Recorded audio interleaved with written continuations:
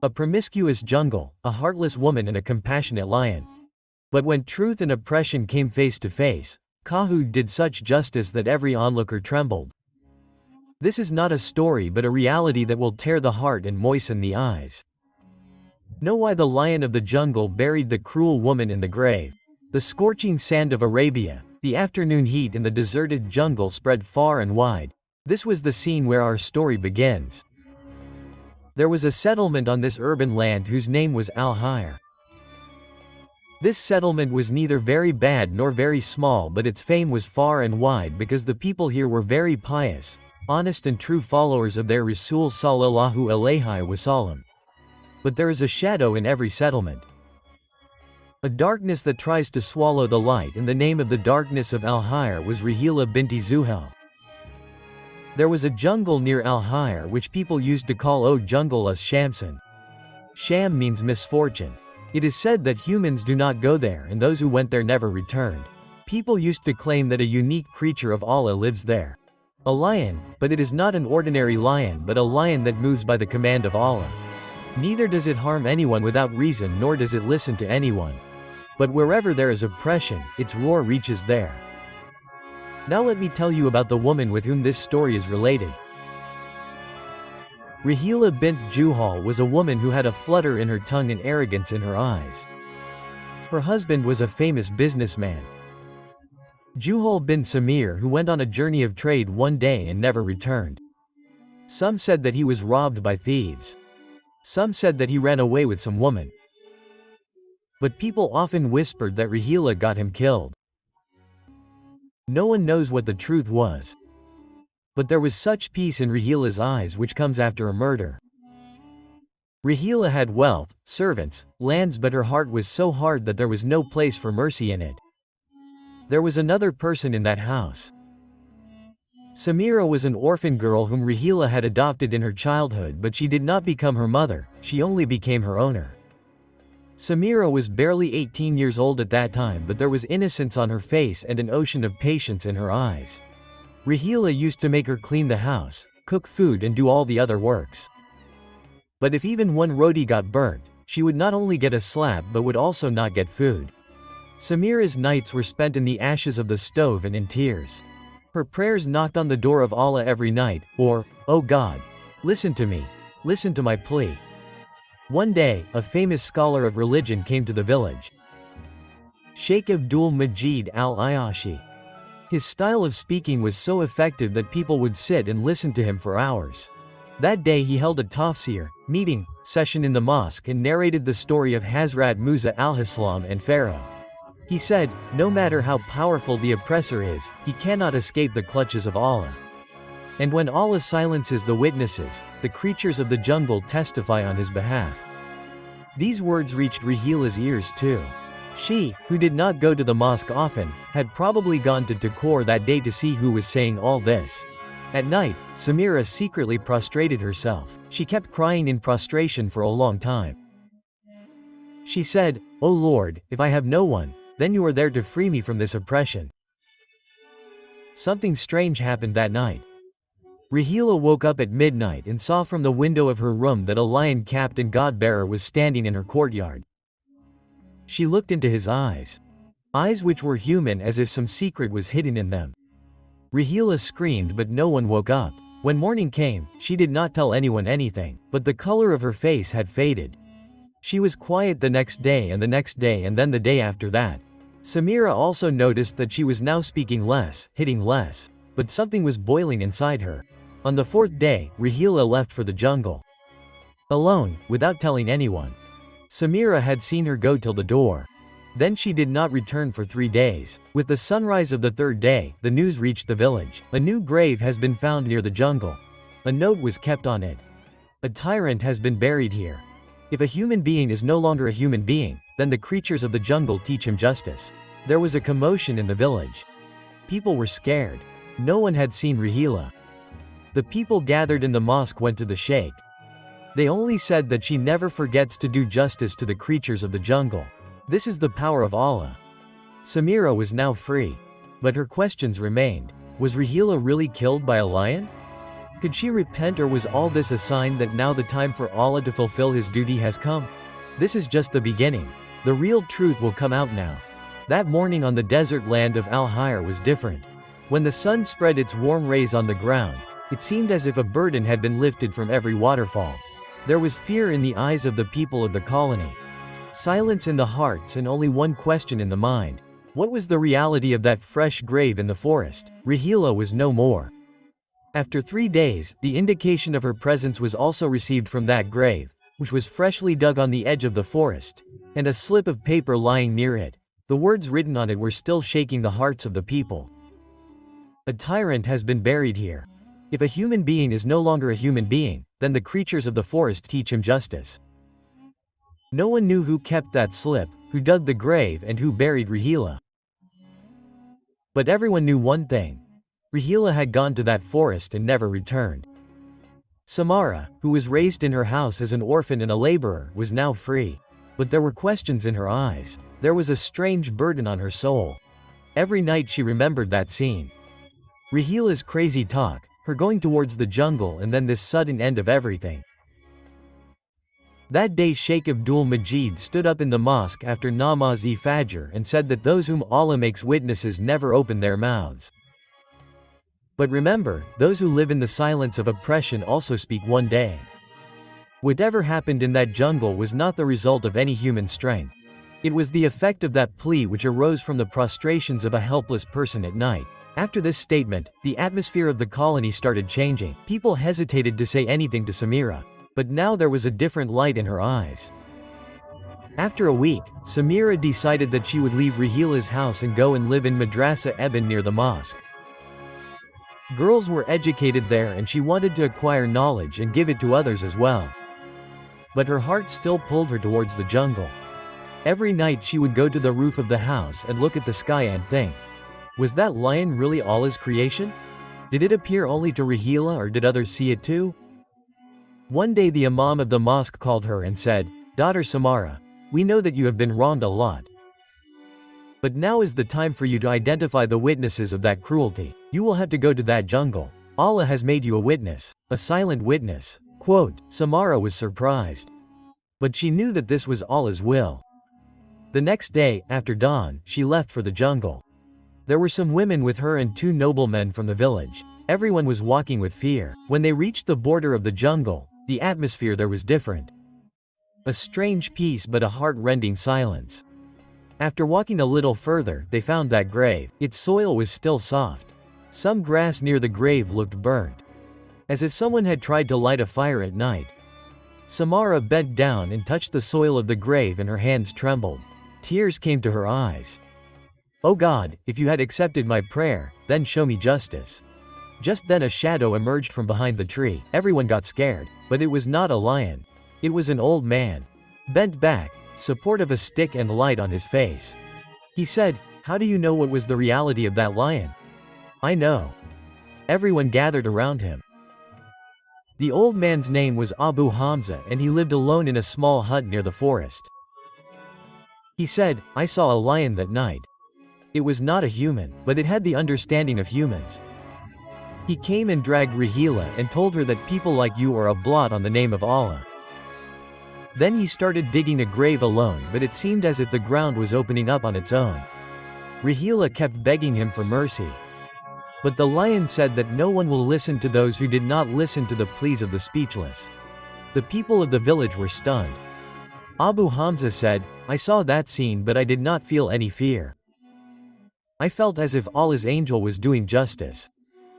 And when he buried him, a voice came from the sky.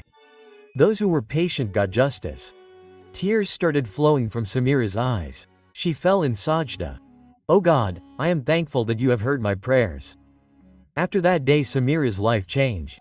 She started gaining knowledge in the madrasa. She started teaching girls, and every night in sajda she would pray for those girls who were still living under the oppression of some Rahila.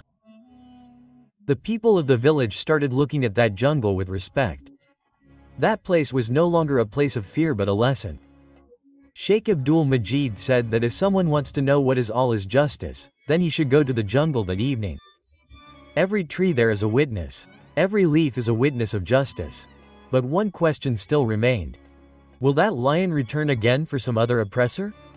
Will Samira's prayers be accepted for some other oppressed person? After returning from the border of the jungle that evening, Samira's life was not the same as before. Now there was a strange peace in her eyes. But there was also a soft pain in the heart. Getting justice is a different thing. But expressing the silence of years of oppression and digging up those wounds is not easy. Samira was now living in Madrasa Ebanat. The head teacher there, Bibi Hafsa, was a noble and pious lady. She treated Samira like her daughter and allowed her to now pass on her experiences and learnings to those girls who were often growing up in the darkness of anonymity and helplessness. When Samira's lesson would start, every girl would look into her eyes. There they would find a light which was not only of knowledge but also of experience and pain. One day when the lesson was over, a little girl Lubna came to Samira and said, "You had said that Allah monitors everything. Then why was my father killed and why is my mother taunted that she is unlucky?" Samira became silent. She knew that knowledge alone cannot provide an answer. To provide an answer, one has to understand the pain. She hugged Lubna and said only this much, that sometimes Allah does not test her but makes a victim an example for others so that the oppressors are punished and the victimized are given an example of patience. That night Samira remained awake for a long time. She looked at the sky and it seemed as if she was being called towards the jungle. The jungle which no longer scared her but as if it wanted to reveal a secret. The next day Sheikh Abdul Majid gave a speech in the mosque. Unless the trust of the servants is returned, it becomes an obstacle in the path of justice. If anyone leaves a legacy of oppression, then Allah can take its account not only from the servants but also from His own creation. These words set Samira's heart on fire. Was any trust left even after Rahila's death? Was there any secret that had not been revealed till now? That night was the heaviest night of her life. She saw the same lion again in her dream. He was no longer near a grave but was standing in front of a door as if he was signaling something. Blood was dripping from his paws and the same human regret was visible in his eyes. As soon as it was morning, Samira decided that she would search Rahila's old room which was closed since her death. The madrasa's madam allowed her to go with some friends and see the room. Maybe some trust is hidden there. The air of the room was still cold as if no one had gone there for years. Cupboards, chests, pictures on the wall, everything was silent like a dark secret. A wooden box was very heavy. When it was opened, there were many old documents inside. Some gold jewelry and a letter. It was written on the letter that if my death happens, then give this trust to a girl whose name is Samira. She was my worst hater. But I know that only she can take care of this trust. While reading the letter, Samira said in a trembling voice, "O Allah, what is this?" Along with the letter was a second folded will. It read, "I, Rahila bint Juhal, wife of Juhal bin Samir, confess that my husband's death was not an accident. I poisoned him because I suspected that he would leave me. After his death, I got his daughter, Samira, whom I never considered as my daughter. But now I feel that the curse that girl gave in her prayers every night became the reason for my destruction. These jewels, these lands, this wealth, all belong to that girl, because all this belonged to her father. I am now entrusting this to her." The room became silent. Tears started flowing from Samira's eyes. "O Lord, I thought I grew up under someone's protection, but I lived like a slave in my own wealth." Sheikh Abdul Majid was called. They looked at the papers and declared according to the Sharia that this wealth belonged to Samira. But Samira decided something else. "I dedicate all this to the madrasa because I got my knowledge, my justice and my relief here. I want that more such girls get knowledge and shelter." There were tears in Basti's eyes, but these tears were not of pain. These were of relief, surprise and love. Now Samira was not just a girl, she had become an example for Basti. That night Samira fell in prostration and prayed one last time. "O Lord, if my trust has been returned to me, then accept me now and take me to a place where your blessings are praised." The very next week Samira decided to go on Hajj. The people of Basti supported her. She was now about to embark on a complete and sacred journey, but one more curtain was yet to be lifted. The departure for Hajj is not just a journey but a spiritual knock.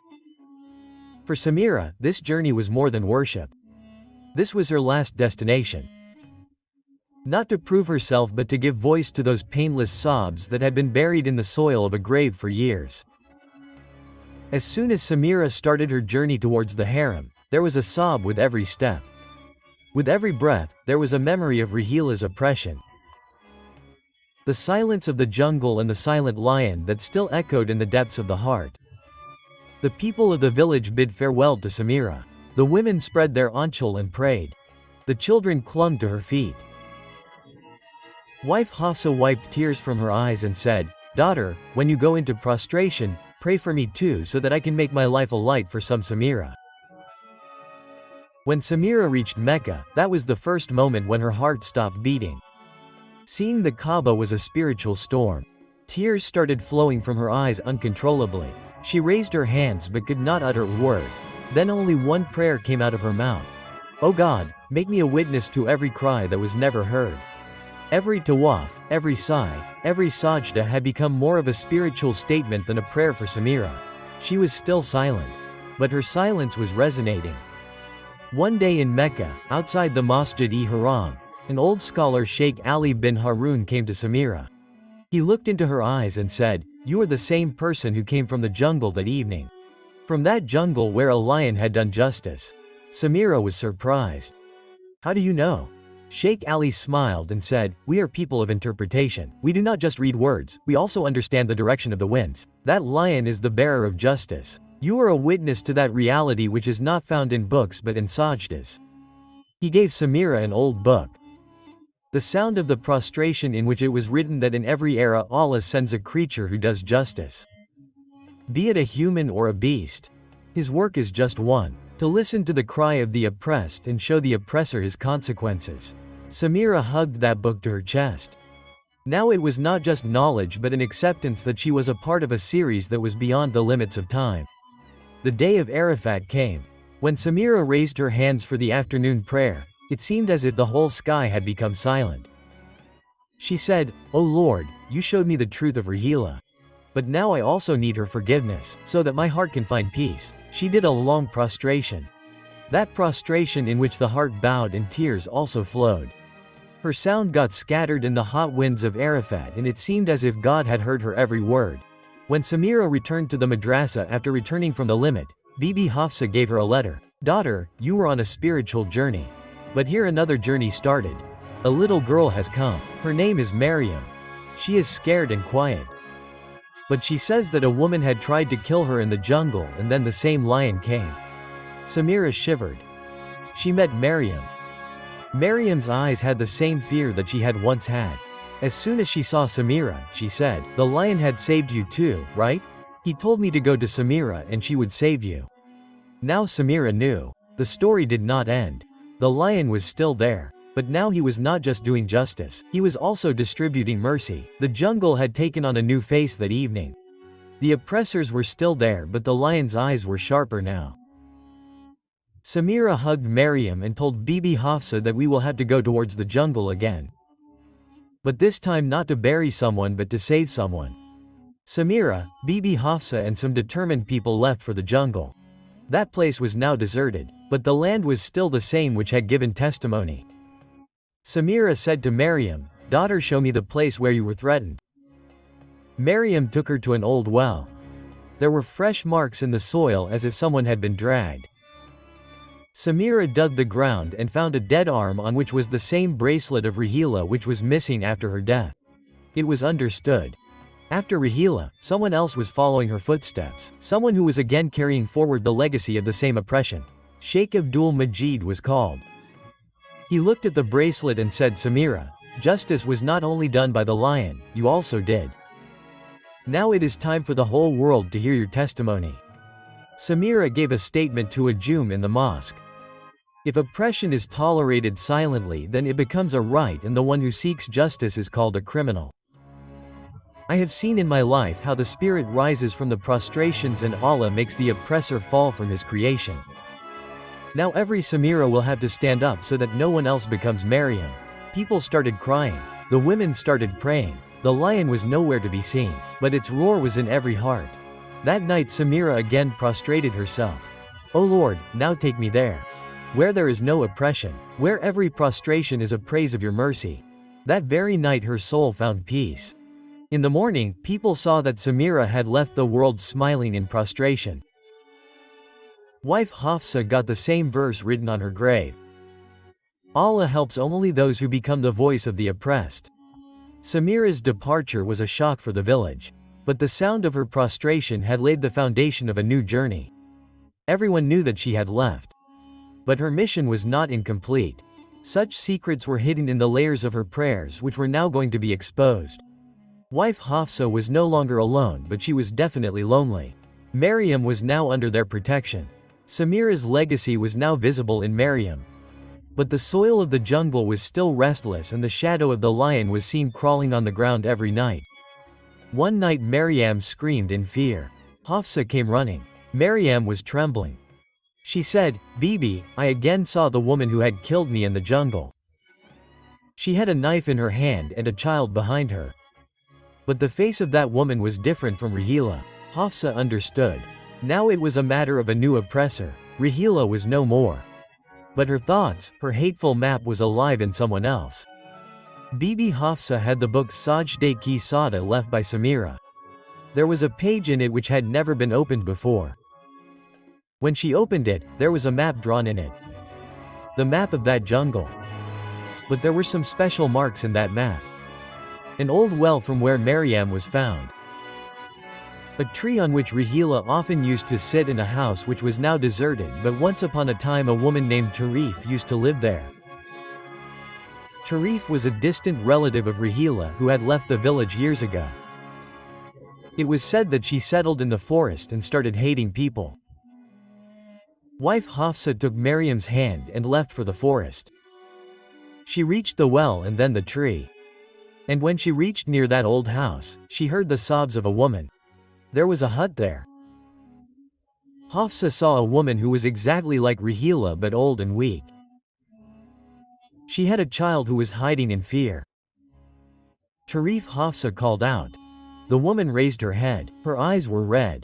Her hair was disheveled. Who are you that you know me by name? Hafsa said, I am Hafsa, Samira's teacher. You were Rahila's relative, right? Quote, Tarif laughed. A laugh. Yes, I am her shadow. She died, but I am alive, and my revenge is yet to be taken. Hafsa understood that Tarif was the woman who had killed Maryam. But who is the child? Maryam said, This is the same child whom I saw in my dream. He is also scared. Tarif shouted, This is not my son. This is my punishment which makes me cry every night. The legacy of Rahila's crimes is captured in this child. Wife Hafsa took the child in her lap and saw that there was the same innocence in his eyes which was once in Samira's eyes. On Sheikh Abdul Majid's suggestion, Hafsa returned to Basti with Maryam and the child. The entire incident was narrated to Sheikh Abdul Majid. He said that if the mark of Satan remains in humans, it is not easy to erase it. But if the words of prostration are still left, then this mark can be erased. He decided that a big Ijtima should be called in the mosque of the colony in which all the people of the jungle should come and the truth of Tarif should be brought to the fore. There was a crowd of people in the mosque. Wife Hafsa gave a statement that Rahila died. But her thinking is still alive. Tarif is the heir of that thinking. But now we all have to come together and erase that mark which builds oppression. Tarif was brought forward. The child was with him. The sheikh asked, Why Tarif? Why do you hate women? Why do you scare children? Tarif, she screamed. Because I could never be like Samira. She shone and I was just a shadow. No one loved me. The sheikh said, In search of love you have covered yourself with hatred. Now it is time to throw away that sheet. This child is no longer yours but of the colony and we will all raise him like Samira. People started crying. Tarif fell on his knees. He said, Can I be forgiven? Wife Hafsa replied. If Samira was alive, she would have said, Yes. Because Allah loves those who show mercy. Tarif now cleans the mosque. The child is now called Maryam's younger brother, and Samira's words echo in every corner of the colony. Wife Hafsa is now the head of the madrasa. She has put up a plaque on the door. Here every girl is Samira and every child is her shadow. Lesson. Oppression is a shadow that descends on generations, but the prayer of prostration can erase it. A good intention, a true action and an innocent heart can change a lot.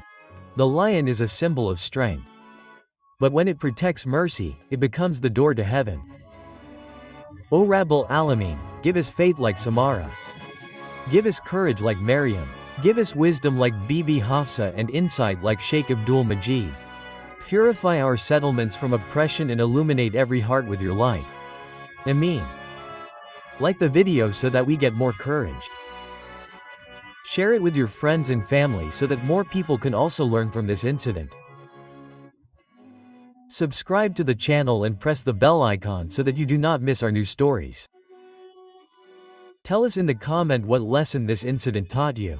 Log in and you must be seeing our video on your screen. Watch it too and learn something good. See you soon with another new lesson-based Islamic story.